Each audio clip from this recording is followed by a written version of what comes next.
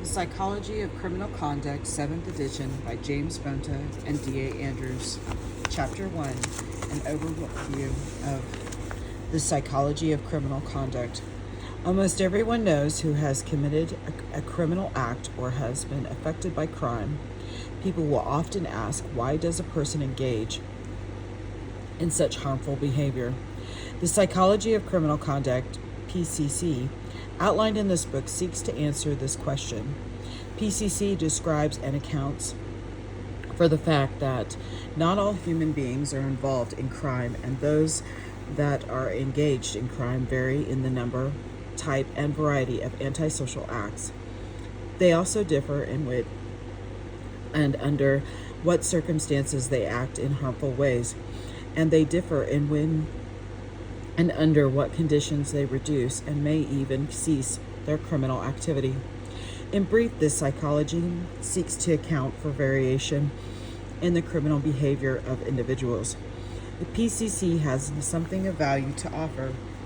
It should be able to assist in predicting who will or will not commit crimes in the future and suggest deliberate interventions that will reduce future crime.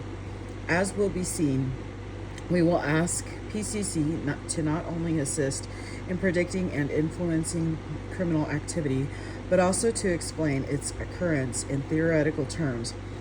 That is, how do we explain the facts that some people are more into criminal behavior than others, that some leave it behind and others do not, that some start early and may or may not continue, and that some start late and may or may not continue? Do we need different explanations for different types of offenses, e.g. violent and nonviolent, and for different types of people, e.g. boys and girls, men and women, white and non-white, in different socioeconomic circumstances, e.g. rich and poor? In this book, a general theoretical explanation is presented, arguing for the most part that there is little need to have a specific theory for sexual offenders, white-collar criminals, women in conflict with the law, and so on. Granted, aspects of the theory will need to be tweaked or adjusted, but the grand factors remain stable across offenders and their situations.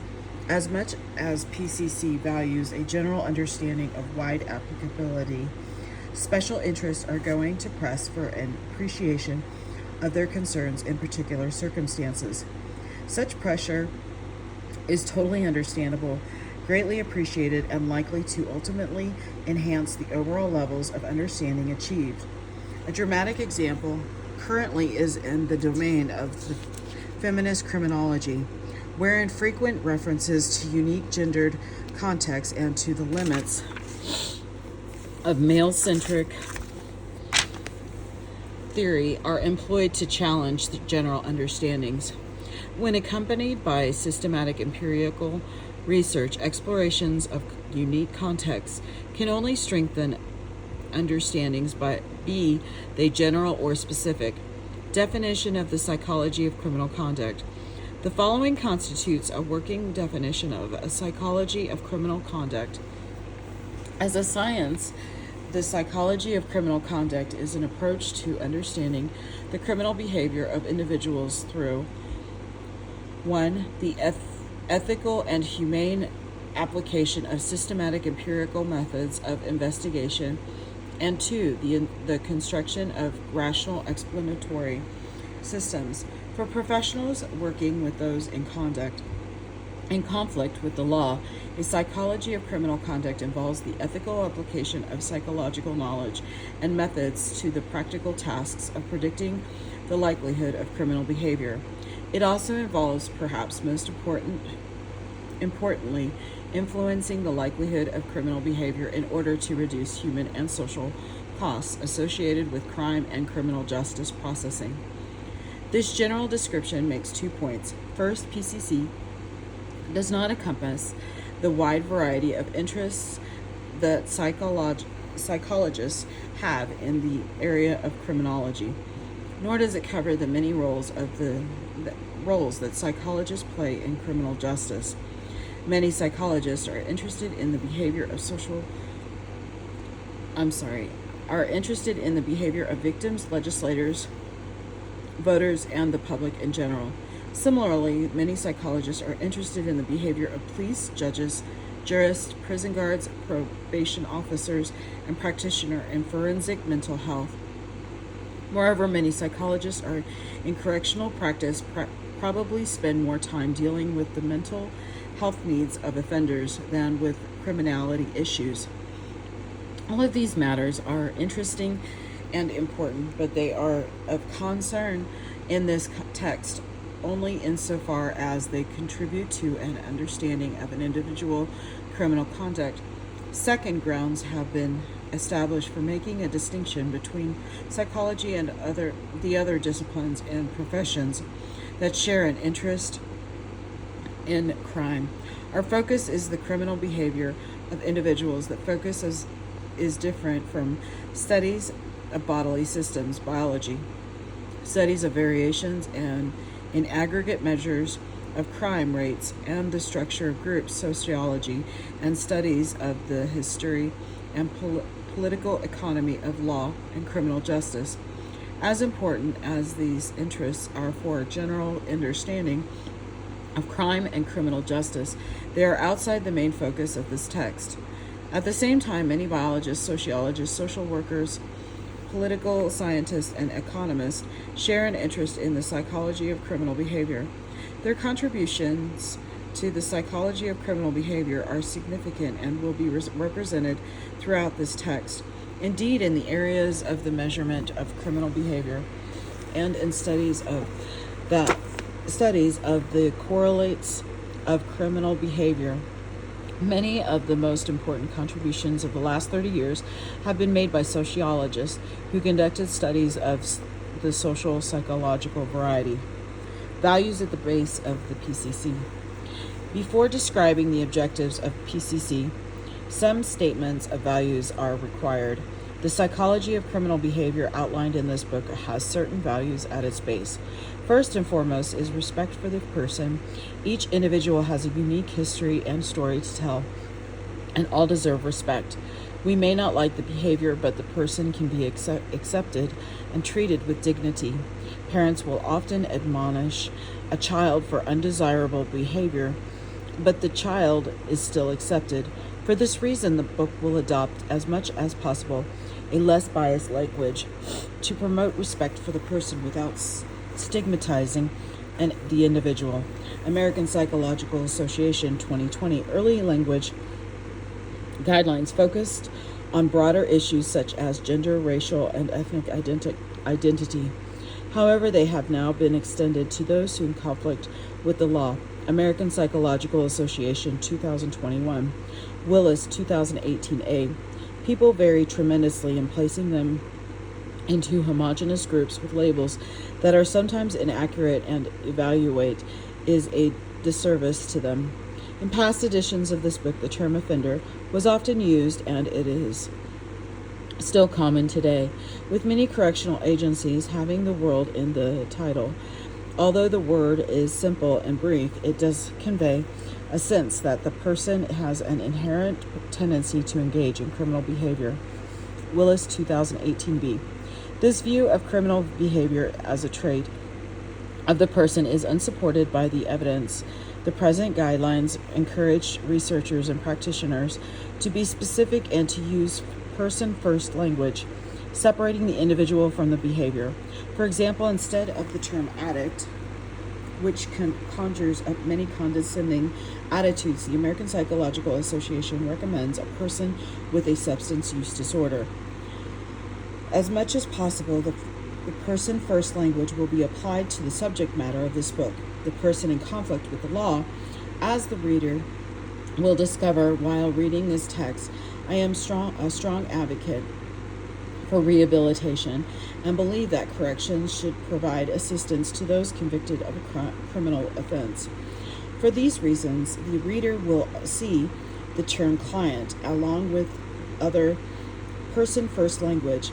The second important value is a respect for human diversity and the complexity of human behavior. Respect for human diversity entails a respect for the differences between people that extend well beyond the socially or biologically defined categories of ethnicity, race, gender, social class of origin, or any other broad or narrow definitions of social arrangements. Individual differences are apparent in biology, personality, cognition, behavioral history, and social relationships. In the domains of home, school, work, leisure, and community, are all women of the same, or are all men the same? Of course not. Likewise, the poor are not at all the same. They will differ in their biological makeup, aspirations, personality, and social relationships. These differences are clearly recognized and valued in PCC. Thus, PCC is very suspicious of any account of human behavior that claims that individual differences in behavior may be attributed to any single type of variable, be it biological, e.g. a crime gene, psychological, e.g. poor self-control, or political economic, e.g. poverty. PCC is a holistic and interdisciplinary at its core. PCC is open to the contributions of any discipline that assists in accounting for individual differences in the criminal behavior of individuals. It is also built to serve the interest of all who are interested in the criminal behavior of individuals, be they criminologists, sociologists, social workers, and practitioners in justice, corrections, youth services, or any other sector of society. It should be expected to serve the public as a whole, public well-being, individual members of the public, and any subgroup defined by psychological, socioeconomic, and or political economic terms. PCC values personal autonomy as a key aspect of ethical practice and rehabilitation efforts. The person is responsible and in control of his or her. In clinical, forensic, psychology demonstrate the value of collaborative relationships between the professionals and their clients and respect for the personal autonomy of the individual. The psychology of criminal conduct welcomes unsparing criticism of theoretical assertions and research findings. Unsparing criticism is a major source of advancement. At the same time, all criticism, including criticism of theoretical and research-based assertion, is best combined with respect for evidence. Additionally, a reduction of the cost of both crime and criminal justice processing for those who violate the law, victims, and the general public is viewed as highly desirable. There exists a general personality and cognitive social learning perspective within PCC that has conceptual, empirical, and practical value within and across social arrangements, clinical categories, and various personal and justice contexts. PCC seeks a rational and empirical understanding of variation in the occurrence of criminal acts and individual differences in criminal activity. Objectives of PCC. The objective of PCC is to understand variation in the criminal behavior of individuals. In order to understand this objective, we need to dissect what we mean by criminal behavior and variation. Definitions of criminal behavior. Criminal behavior suggests a large number of variety of acts. Specific meanings vary according to the concerns of users of the phrase, as well as historical and social context. Mannheim, 1965. This text draws upon 4 definitions of criminal behavior and will be most concerned with those acts that fit within the domains of all 4 definitions. These 4 definitions are as follows. 1. Legal. Criminal behavior refers to actions that are prohibited by the state and punishable under law. 2. Moral. Criminal behavior refers to actions that violate the norms of religion and morality and are believed to be punishable by supreme spiritual beings. 3. Social. Criminal behavior refers to acts that violate the norms of custom and tradition and are punishable by the community. 4. Psychological. Criminal behavior refers to actions that may be rewarding to the actor but inflict pain or loss on others. That is, criminal behavior is antisocial behavior. Criminal acts, no matter which of the 4 above noted definitions are employed, are part of a more general class of behavior that social psychologists have been calling problem behavior or deviant behavior. Since the 1970s, the essence of deviant acts is that their occurrence places the actor at risks of being targeted for interventions by figures of authority, control, regulation, and assistance. Problematic acts may occasion the intervention of parents, teachers, religious leaders, and neighbors. They may place the actor at risk of being attended to by mental health professionals or by an army of regulators of business, labor, professional practice, government, and civil and human rights. The psychological definition of crime as antisocial behavior is best combined with the non-deviant practices of dentists, surgeons, and teachers, would surely be judged criminal. No definition of criminal behavior is totally satisfactory. Over the years, criminologists have proposed definitions of criminal behavior that were culturally and morally dependent. Example, homosexuality was a crime in many countries until recently and remains a crime today in some countries. It was also argued that since most people have broken the law or hurt someone at some point in their lives, criminal behavior was normative. However, with the thanks of Ullman and Krasner, 1976, our working definition of criminal behavior is as follows. Criminal behavior refers to antisocial acts place the actor at risk of becoming a focus of the attention of criminal justice professionals within the juvenile and or adult justice systems. An important positive function of the psychological definition, i.e. criminal behavior as an antisocial behavior, is to prevent us from losing touch with characteristics of justice-involved persons and the pain of victims. Variation of criminal conduct. As defined earlier, criminal behavior refers to acts that are injurious and prohibited under the law and render the actor subject to intervention by justice professionals. The specific acts included are many, and they may change over time and from culture to culture. However, the acts of theft, robbery, and physical assault appear to be consistently denounced and punished across time and culture. Variation on the occurrence of acts of injuries to others is the primary focus of the psychology of crime. Even those antisocial acts may not always be prohibited under the law, and under some temporal and cultural circumstances may even be prescribed. For example, killing the enemy under the conditions of war.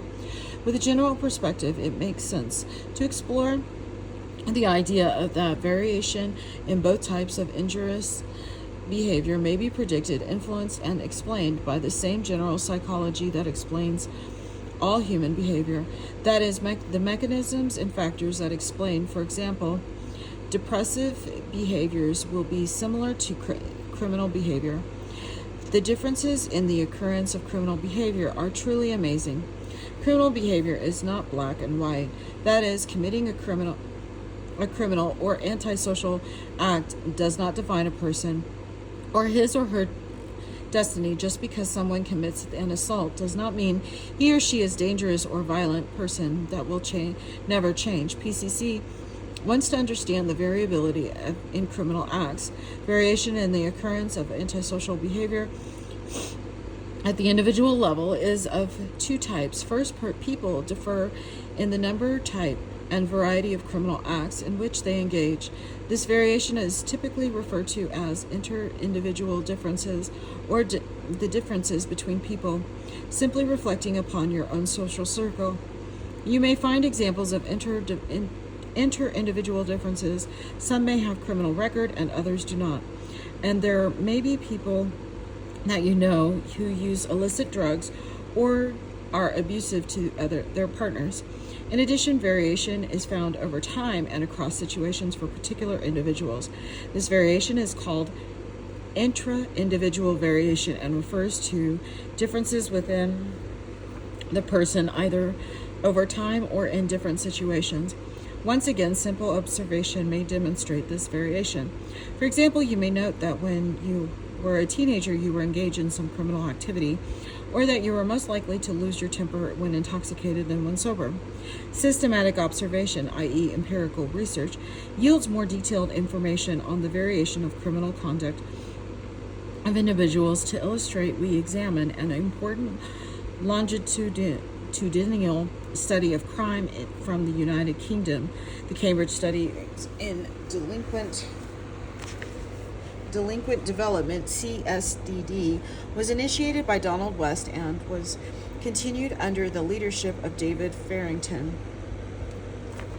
The CSDD began with a sample of 411, mostly white boys at about the age of 8, drawn from a working class district in South London, England.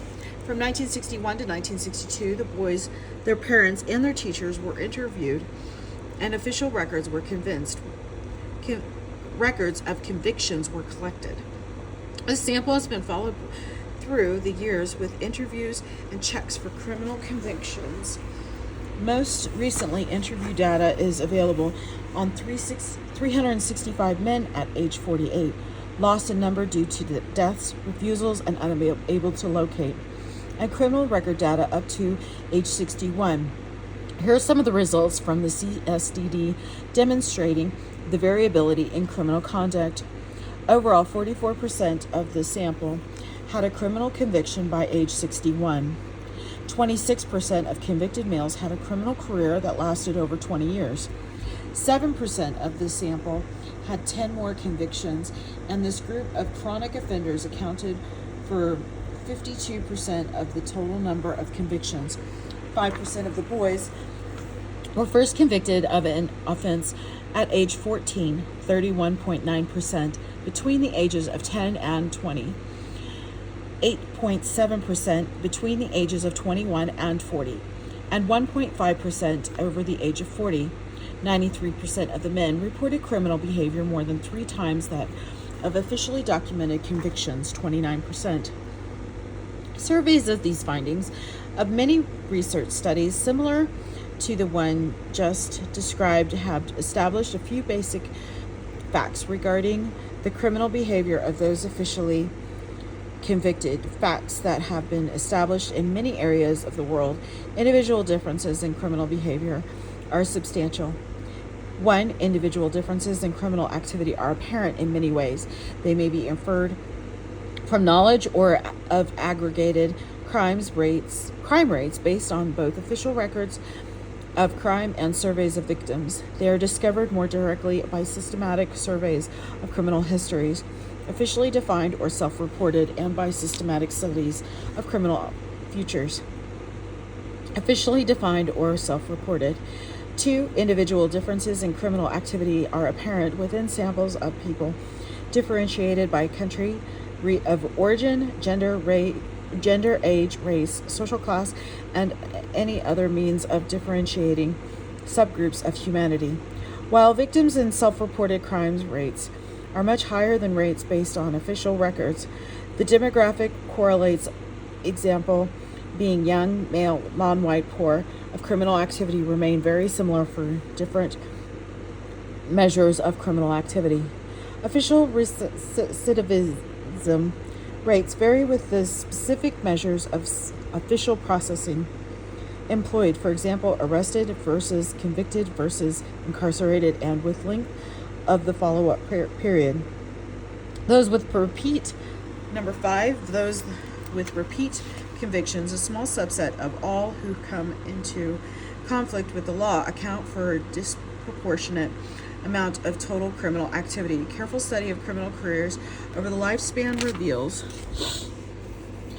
however, that early, frequent, serious, and violent offending represents a small number of cases. PCC has much to understand and explain given the facts of the differences in the criminal behavior and of individuals. A look ahead.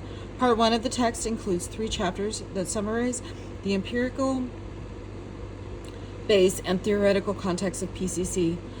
Part 2 surveys the major risk need factors, including risk need factors referred to as Central 8. Part 3 gives a detailed review of applications of PCC in the area of prediction and effective intervention, along with an exploration of how PCC can be applied to some specific criminal subpopulations. Part 4 presents the summary and conclusions. Part 1 Following the introductory material of Chapter 1 and Chapter 2 lays out how we examine research findings and understand the empirical basis to PCC. For many students, Chapter 2 will serve as a primer on research designs and statistics. The word primer is emphasized. This chapter is not meant to be a comprehensive summary of research methodology, but will provide sufficient detail to give the reader an appreciation of the science in support of PCC. The value of PCC does not simply reside in theoretical satisfaction, Part 2, but also the empirical support for PCC, and as described in Part 3, its applications. Chapter 3 summarizes the dominant theoretical perspectives of criminal conduct. A variety of perspectives from the criminological and psychological traditions are reviewed and compared with a general personality of cognitive social learning GPCSL perspective. The GPCSL perspective outlines how key personal and social relationships variables interact with the environment to shape criminal behavior. Part 2, chapters 4 through 8, explore potential sources of variability in criminal behavior that in total have been major preoccupations for years within mainstream criminology. These chapters also summarize how much of the research around what GPCSL calls the Central 8.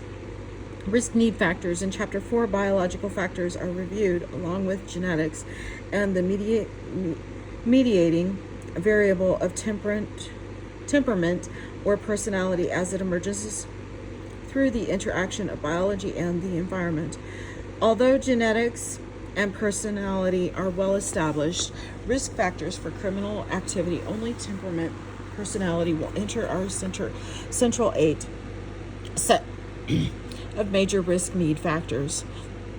Chapter 5. Chapter 6 explores pro-criminal associates and attitudes. Chapter 7 extends the discussion of the person in a variety of social contexts, including family of origin, marriage, and romantic attachments, school, work, leisure, reaction, and neighborhoods. The focus of Chapter 8 is on substance misuse and crime. Part 3. Chapters 9 through 14 are concerned with applications of PCC, example, practical prediction and treatment. Chapter 9 describes the relationship between GPCSL theory with the risk-need responsivity, RNR, model of assessment and rehabilitation, which has become the premier model to guide applications and corrections in criminal justice. Chapter 10 describes how the RNR model has influenced the development of offender risk need instruments.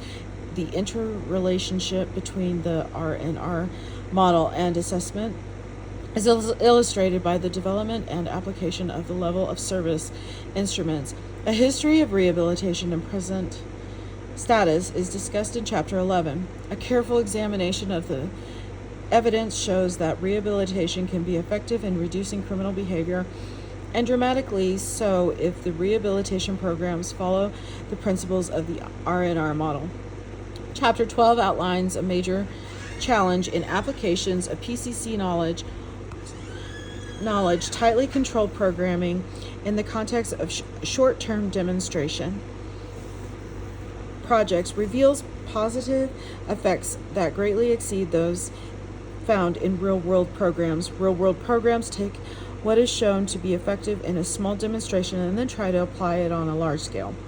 Moving from the small controlled study to the real world is fraught with challenges, and technology transfer has become a most exciting emerging field of study.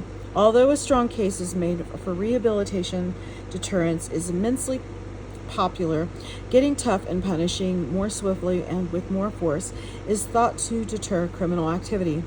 Drawing upon the evidence and the psychology of punishment, Chapter 13 will demonstrate that deterrence does not work in reducing crime. In fact, a policy of deterrence has only resulted in increased financial cost to taxpayers and misery for countless justice-involved persons, their victims, and members of the community at large. Chapter 14 extends applications of PCC with special groups and explores our understanding of violence and its many forms. Example, intimate partner violence and sexual violence. Part 4, Chapter 15 assesses the extent to which PCC achieves the objectives that were outlined in Chapter 1. This is worth remembering. 1. Definitions of criminal behavior draw upon legal, moral, social, and psychological factors. In PCC, criminal behavior is behavior that requires attention and intervention from the criminal justice. 2. The objective of PCC is to understand variation in the criminal behavior of individuals. This variation can occur between people, inter-individual. Why does Joey commit a crime but not Sally? Variation can also occur within the individual, inter-individual. Why does Joey behave badly in one situation but not in another? And why was Sally always in trouble as a youth but not as an adult? These are questions PCC seeks to answer. This is the end of Chapter 1. Thank you.